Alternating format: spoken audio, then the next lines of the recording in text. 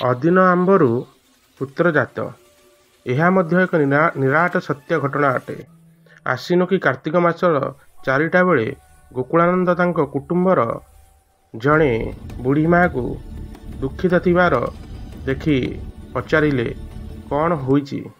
ବୁଢ଼ୀ କହିଲେ, ମୋର ଗୋଟିଏ ବୋଲି ପୁଅ, ବୋହୂ ଆସିବାର 12 ବର୍ଷ ହେଇଗଲା, ଏ ଯାଏଁ ପିଲାଝିଲା କିଛି ହେଲେନି।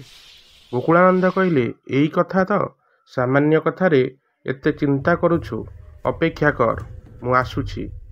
ତାପରେ ସେ ଶୌଚ ହୋଇବା ପାଇଁ ପୋଖରୀକୁ ଗଲେ।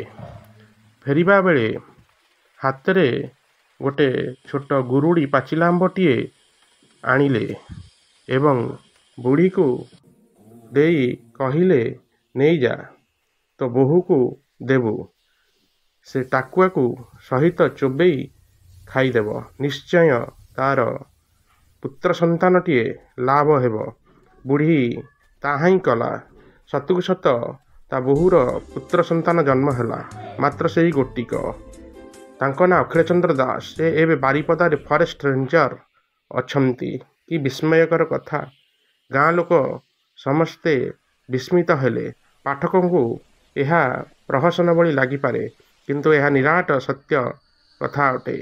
ନିଶ୍ଚିନ୍ତ ଏହା ମହାପୁରୁଷଙ୍କର ଏହା ଏକ ଅଲୌକିକ ଶକ୍ତିର ପରିଚୟ। ଧନ୍ୟ ବାବା, ଧନ୍ୟ ତୁମର ମହିମା।